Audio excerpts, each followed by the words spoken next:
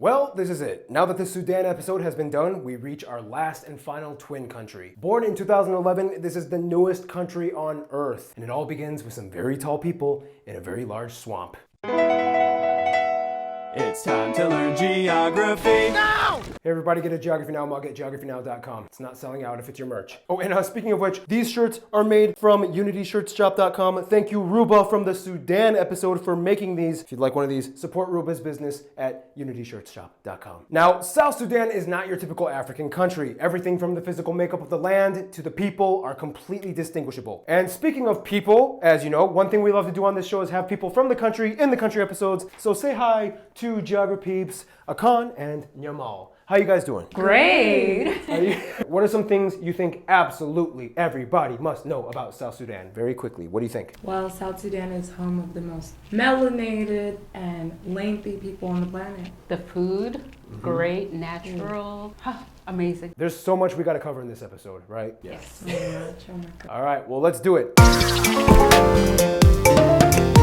So as the newest country on Earth, obviously boundaries and borders had to be established. But even then, things still got a little tricky. Let's explain in the animation. First of all, the country is landlocked within East Central Africa, surrounded by 6 other countries, and has 3 disputed areas and 1 condominium. The first dispute lies within the Kafia Kingi salient, which technically belongs to them on paper according to the comprehensive peace agreement that they signed with Sudan. Sudanese forces are still mostly in control as it acts as a biosphere reserve for the Radom National Park. Fun fact, warlord Joseph Kony is speculated to be hiding here. Moving on, the border with Uganda also has some border dilemmas, especially around the town of Moyo. Historically, the borders were never really properly demarcated, so they just kind of left it up to the peoples in the area to figure it out. Finally, they have the Elemi Triangle. Long story short, this area at the tri-point of Ethiopia and Kenya is under de facto Kenyan control, but claimed by South Sudan, as it had to do with confusing borders that were drawn and redrawn during British imperial years. If South Sudan were to come into control of this area, it would give them the most narrowest passage, only a few meters wide, to Lake Turkana, but alas, Kenya has de facto control. Otherwise, they share the Abyei condominium with Sudan, which means both countries have joint control over it, as agreed upon after independence. Moving on, the country is divided into 10 states, 2 administrative areas, and of course, the special administrative area of Abyei. Aw, this state is called Unity, and this one's called Lakes. The 2 administrative areas are Pibor and Ruweng, which act as zones that have a slightly different status due to various compromises made with inhabiting ethnic groups. In any case, the capital and largest city is Juba, located in the southern part of the country. Here you can also find the largest and busiest airport, Juba International, which serves as the main hub for any foreign visits to the country. From there, the second largest city would be Bor, located about 100 miles or 160 kilometers north of Juba in the Jonglei state. However, the second busiest airport is actually located in the 5th largest city, Malakal, located in the north and eastern Nile state. With the exception of the inner city roads and 1 highway between Juba and Nimule on the border with Uganda, nearly all the rest of the roads of South Sudan are unpaved gravel roads. Finally, the country has only 1 railway that connects them to Sudan from the city of Wau in the northwest to the city of Babnusa in Sudan. The line was heavily destroyed during the Civil War, but rehabilitated with UN funds and reopened in 2010. Keep in mind, the states are often bunched into 3 historical provinces that many people might refer to if you ask them. They are Barkazal, Equatoria, and Greater Upper Nile. Also, Juba isn't even that old. It actually started as a trading post made by Greek settlers in the 1920s. And speaking of condominiums, South Sudan used to belong to the largest one ever made, the Anglo-Egyptian condominium. In fact, South Sudan was kind of triple colonized. It was like...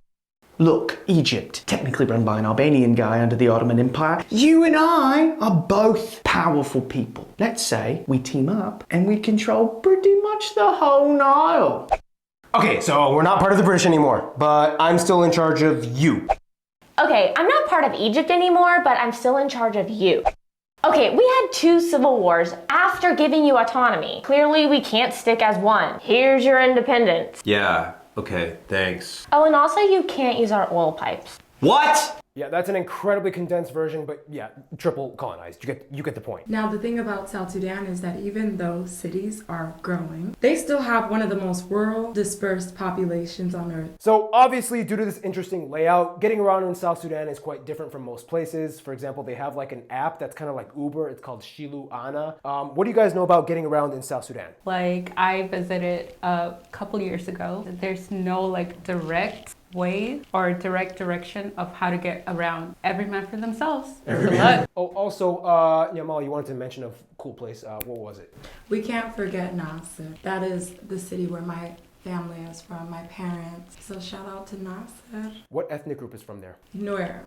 So if you want to learn about the Nuer people. Oh, and Akan, you said something about hotels in South Sudan. What was it about? So when I went to South Sudan, I realized that a lot of people lived in hotels, and those are people that had the means, the money. Otherwise, people lived in like huts and places with no electricity. So it's kind of like if you got the money, you go for a hotel. Exactly. In addition, there's so many cool nature spots of South Sudan, and that just, I guess that brings us on to the next segment.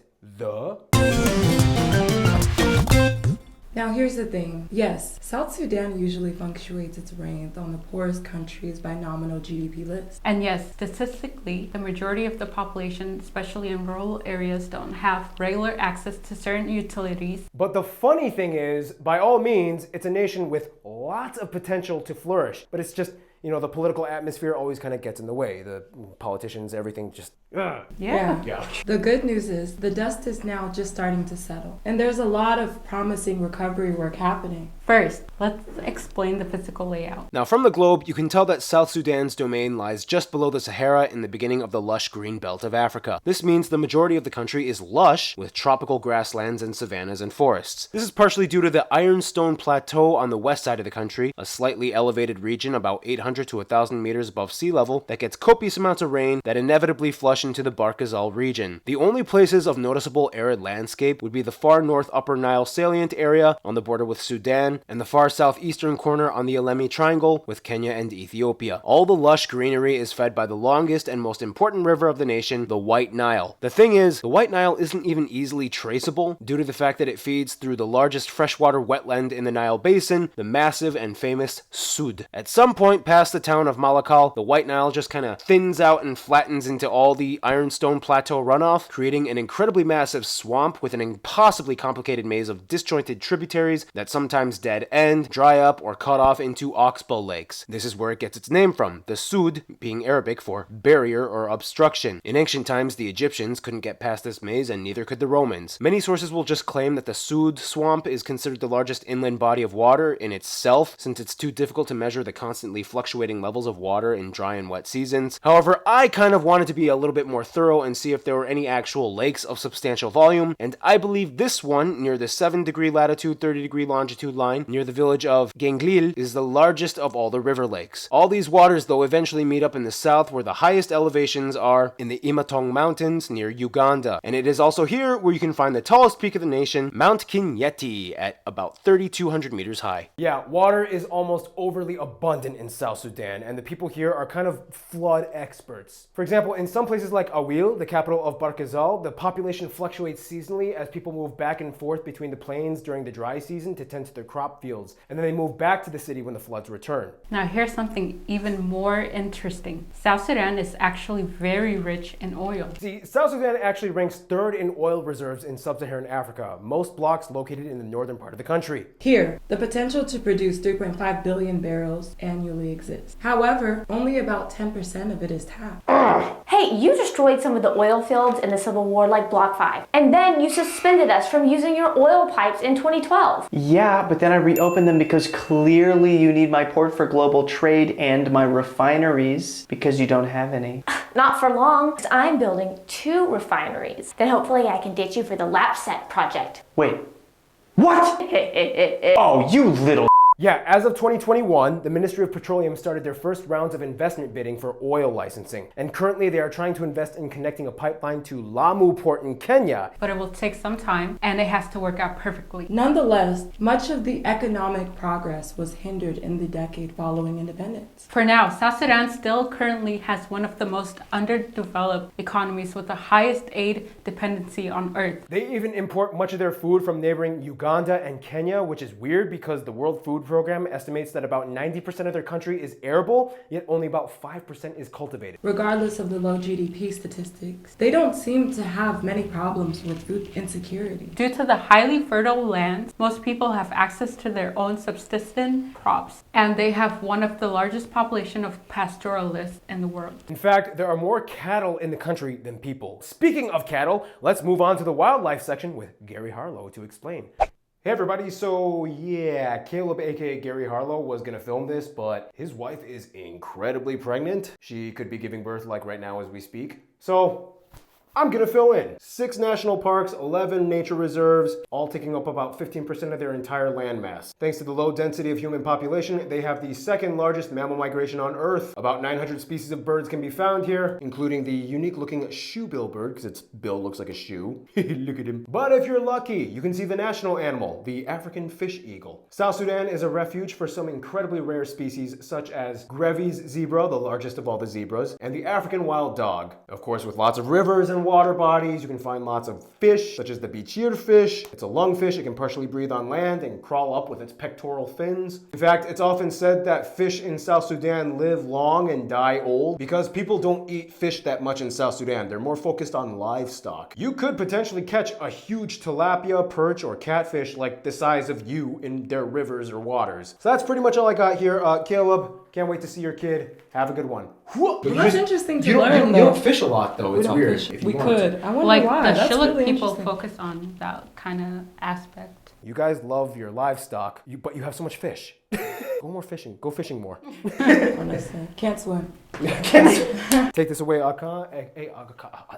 Akon. You're not Akon. Akon. Well, regardless, South Sudan definitely has an amazing food scene that is very underrated. To explain more, here's Langfala. To be honest, we have a lot of cuisines, but let me just pick some of them. We have Asida, and we have a Kisra that was inherited from the north. We have Manyakelo, we have a Kop, we have Walwal. And the good thing of Walwal, you use it with Tung. Coming to the Equatoria, there is a Gwede, there is Samagarubutu, there is Ocholamero, Dodo, Janga, and also breweries is part of our life. We do have a Kwete, we have Kenyimur, we have Guntok. We love food. We offer food to you when you come to us. We eat when we are at the funeral. We eat when we are, if you have an event without food, nobody's going to speak good about it. Thank you, Langfala. Fun fact, if you order a combo with a drink and fries, you'll get a combo.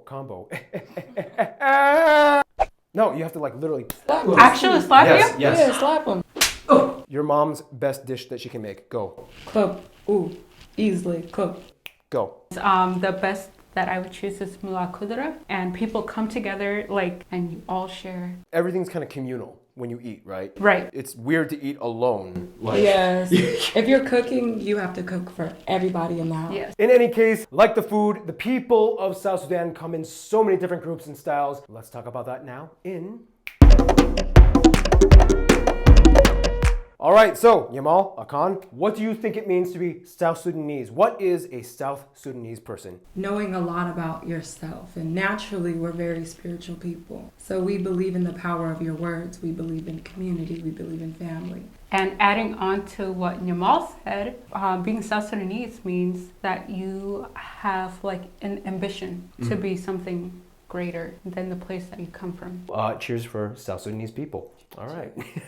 Well, okay, so within South Sudan, there are tons of tribes and clans and ethnic groups. The vast majority, though, belong to one of the most distinct people groups on the planet, the Nilotes. We'll talk about them in a bit, but first, the graph. First of all, the country has a population of about 11 million people, with over 60 tribes or ethnic groups, and about half of the population is 18 or under. Within these various groups, the vast majority, at over 90%, some say up to 95%, are of the Nilotic branch, whereas the remaining population is mostly Niger-Congo groups, sometimes falling under the alternate Bantu title. Within these groups, a few stick out as the larger, more predominant communities. The Dinka are the largest at somewhere around 35% of the population, next being the Nuer at about 16%. And from there, it's kind of debatable on which one comes in third, as statistical data is usually difficult to get exact estimates, but each of the three tribes, the Shilluk, Bari, and the Niger-Congo Bantu group, the Azande, all have very similar populations and take up about 5% each. From there, the rest of the population is made up of the remaining 55 or so tribal and ethnic groups, usually ranging anywhere between a couple thousand to less than 100,000 each in population.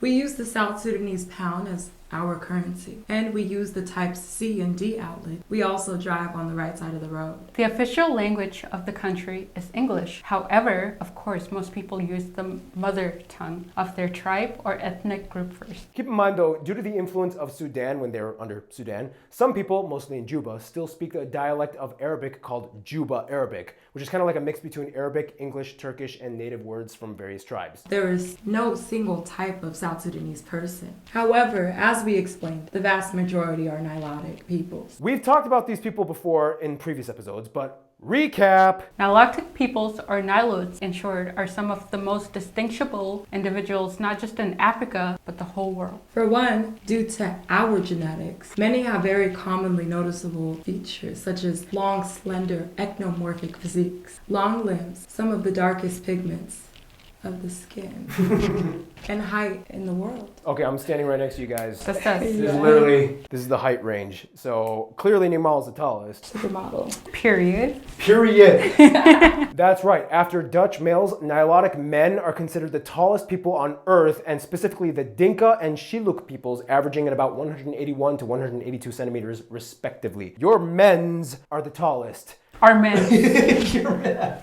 The way you said that. Anyhow, faith-wise, almost 2/3 of the country are Christian, with about 30% adhering to traditional African beliefs like animism, and the remaining population is mostly Muslim. Now, considering how the majority of the country is Nilotic and non-Muslim, you might kind of pick up on the hints that played into the civil war when they were under Sudan's rule in the north. Let's have geography Akech explain. So basically what happened was that, Sudan and South Sudan, they're really two different lands. They're different every single way, in terms of land, in terms of religion, in terms of culture, in terms of the people in general. As you know, in Sudan, people are a mix of Africans and Arabs, and in South Sudan, people are mostly just Africans. And then when Egypt colonized us, and then when Great Britain colonized us, it seems like they forced two different lands together. And then not only that, is when they left, they also put most of the control of Sudan to people from the north, who in turn discriminated against people from the south. That is when they started rising up in the first war, and there was about 500,000 deaths as a result of the war. But the war that most people know about between the north and the south was the Second Sudanese Civil War. That war cost approximately 3 million lives, and that war has been led mostly by John Garang. He's a famous figure throughout all of Sudan. During that war, atrocities were committed by both sides on a massive scale. And not only that, it wasn't only just the South fighting the North, but it was tribes within the South fighting each other at that time while we were also fighting against Sudan. And I guess that's what also led to the bitterness between North and South Sudan. And that's what also led to the bitterness between all the tribes in South Sudan. I'd say one thing that every single family in South Sudan has in common is that they all have lost somebody in that war against the North. A lot of people lost their lives at that war. Thank you, Akech. Then in 2013, there was an internal war. In a nutshell, it went like, Oh, you are totally gonna coup d'etat me. Oh, and yes, I usually wear a cowboy hat in public. George W. Bush got me into this trend. Oh, that's crazy. I was totally not gonna coup d'etat you. This is kind of stupid. I'm so tired. 400,000 people killed and a third of my country displaced. We're better than this. We need to stop. Peace deal? Yeah. Okay, peace Let's deal. do it. Yeah. Speaking of margaritas. And from there, a national unity government was established, giving representation to all political factions. In any case, like many of our previous episodes, South Sudan is a country with extreme tribal and ethnic group diversity. Even within the Dinka group, there are like 25 subclans. And you probably know more about that because you're part Dinka. Yep. What type of Dinka are you? So I'm Dinka and I'm from the Ngok Luol Yak. And you're also part Shilluk. Partially. So you're Nuer, but what part of Nuer are you? well, I'm Nuer, but I failed to mention that my dad's mom is Dinka. And she's Dinka Bur. So I'm Gajok, so I'm Nuer, and I'm from the Gajok tribe within the Nuer. What is it like when you meet other Nuer people or you meet other Dinka or Shilluk people? I mean, it's like we connect in ways that are, beyond such like a tight-knit community. For me, like, I think it's awesome when I run across a person that speaks the same language as I speak, so that I keep that language, you know, I remember that language always. Yeah, especially like also me identifying as Noor, but also having Dinka. I'm Dinka and I'm mixed with Shilluk.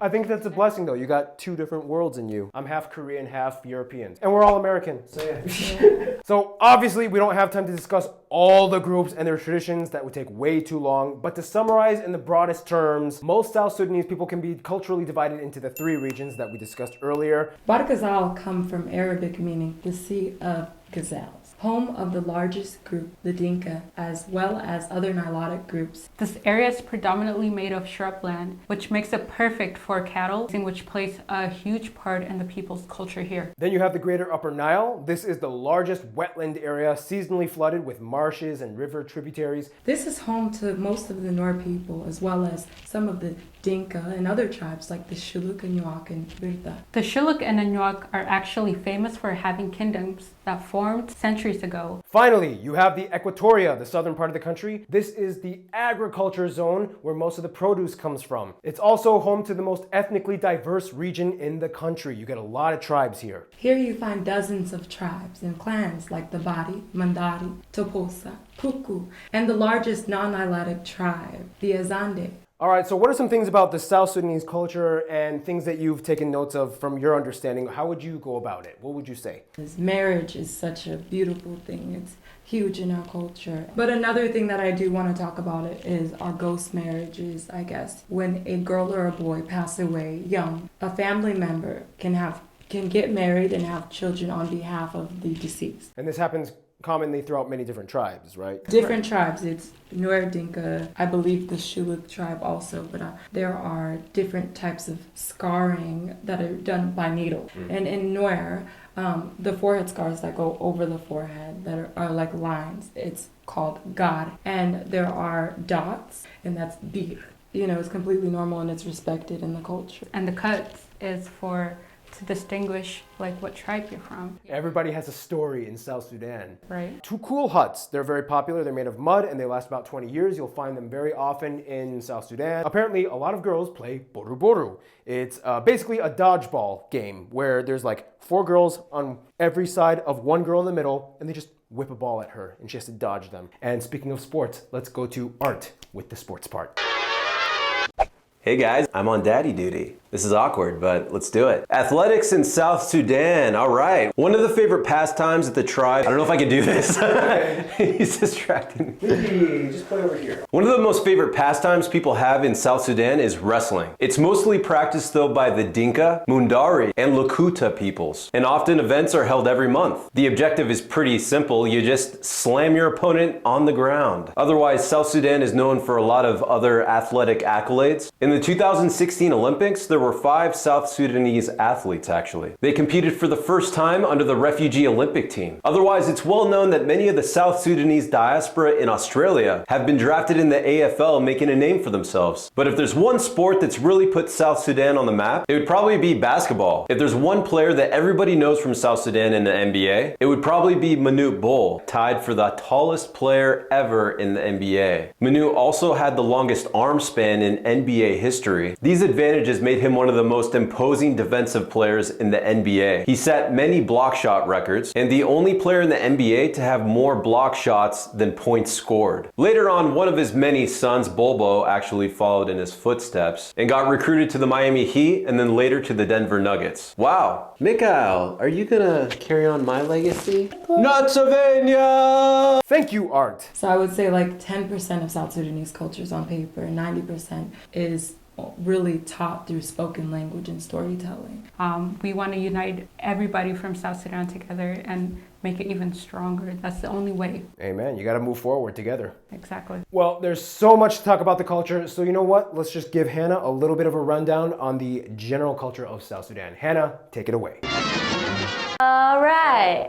So there are a ton of groups of people in South Sudan, so there's not really one cultural experience. But there are some universal principles that everyone seems to adhere to. For one, similar to many nations in the area, age is very important. It's a really big no-no to insult an elder. And if you do it, it's kind of like a curse. Often cattle are considered a bigger form of wealth than actual money or other commodities. Someone give me a cow. In fact, it's actually kind of rare that the South Sudanese would eat cattle. The meat is usually reserved for a big occasion or for somebody really important who's visiting. Like in the Rwanda episode, South Sudanese will actually trade cattle during a marriage. It's like a cattle dowry tradition. And this is why bartering culture is really important, and not just for marriage dowries. You can do it for pretty much anything. You can trade things for crops, labor, clothing, whatever. This is because most of the country operates under customary law. This is why social structures like marriages are addressed in the home, community, and tribal councils. Everywhere on the streets and walls, especially in Juba, you will see acrylic murals with the overarching theme of peace. Many are done by the visual art association group Anadaban. You'll see hashtag Anadaban on many of these murals. And speaking of art, there is an amazing story about South Sudan's film industry, starting with the Wode film and TV industry, a group that was created out of a refugee camp, and now they make movies in South Sudan. So if you want to learn more about that, follow me on Filmography Now. It's my new YouTube channel.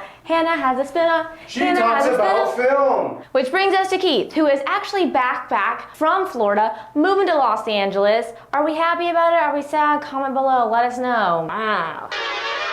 Keith.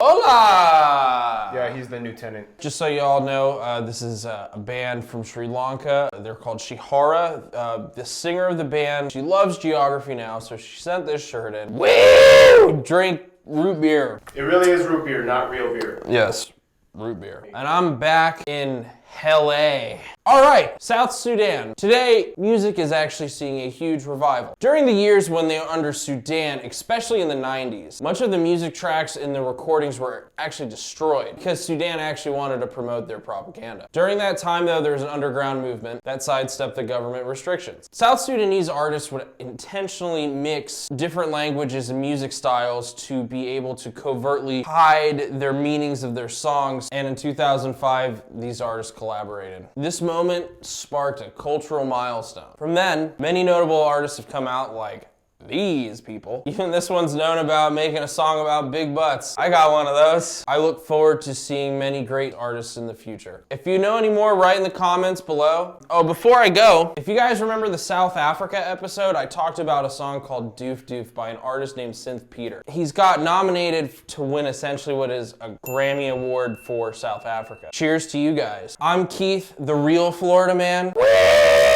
Thank you, Keith. All right, and with that, it's time to move on to our last segment, the Friends of South Sudan. Let's go. So South Sudan might be a new nation, but some of our diplomatic relationships go back thousands of years. So with South Sudan, upon their independence, many countries immediately decided to recognize them, including all members of the United Security Council, followed by admittance into many IGOs, such as the African Union, the East African Community, and weirdly enough, even the Arab League. However, there is currently a strong opposition to membership, since there is only a small Arab-speaking community, and also it kind of reminds them of their past, so yeah. The first country to recognize them, obviously, was their former ruler, Sudan. Today, relations with Sudan is kind of, interesting. Obviously, the war still has lasting ramifications on the way that they perceive Sudan today, and usually it's not the most favorable view, but more like a, let's just not talk about it and move on. But hey, good luck, which is where the new stuff comes in. As mentioned, the US and UK are the largest donors of aid to South Sudan, and also hold the largest communities of South Sudanese people in diaspora outside of Africa, followed by Canada and Australia, most of whom as refugees during war times. In addition, South Sudan also applied to become a member of the Commonwealth of Nations. Speaking of which, India and Bangladesh have been key figures in their internal development affairs. In fact, the first ever state visit from a president happened in 2015, as Salva Kiir met up with Narendra Modi during the India-Africa Forum Summit. Bangladesh also had a hand, as the Bangladesh Army Engineering Contingent was deployed to help construct and repair roadways post-war. Today, high-level delegates have also been sent to explore future investment opportunities, mostly in the agricultural field. When it comes to their closest friends, however, most South Sudanese people I have talked to will either say one of three East African nations: Ethiopia, Kenya, or Uganda. In addition to sharing some of the tribal overlap over the borders, all three of these nations took in the most refugees during war times, and many of the diaspora spent their whole lives generationally within them. Ethiopia played a huge role in helping with negotiations during the South Sudan Civil War in 2013, and peace agreements were signed here as well. In addition, Ethiopia always has their eye on South Sudan, as they are Nile River nations that have a huge impact on anything that eventually eventually flows back up to Egypt. Kenya was one of the strongest supporters of their independence. Like Ethiopia, they acted as a mediator during conflict with Sudan, as the Machakos Protocol was signed here in 2002, creating a ceasefire. However, after that, they were always leaning with South Sudan all the way up to their independence in 2011. In addition, Kenya provides much of the financial services and commercial banks to South Sudan and imports much of their wood, and as mentioned before, is currently working on constructing pipelines to assist their oil industry, giving them access to the Indian Ocean. Uganda also helped much during conflict years, and since then has become their largest import partner. South Sudan prefers to buy Ugandan produce more than any other nation, and a railway is currently underway to assist furthering trade. In addition, they have a very strong educational exchange, as many students study abroad in Uganda and complete their undergraduate or graduate studies here or in Kenya. Also, Uganda and Kenya send the most teachers over to South Sudan to assist their shortage in the profession. Overall, together, these three countries are usually the go-to people for South Sudan that they can depend on, and probably will for the foreseeable future. So in conclusion, I'm going to give it to you. We come from such a beautiful country with beautiful culture, with so much diversity within just one country. I'd also like to add on that in South Sudan, we need people that are interested or that want to make change. The only way to build the future is from the youth. My favorite thing about South Sudan is everyone is so united. It's like when you walk outside, everyone is your family. It just, everyone feels like home. It all feels like home. Thank you too. It's been awesome having you in the episode. Thank you so much for just sharing what you wanted to share about South Sudan. And with that, the next episode is going to be Suriname. Stay tuned.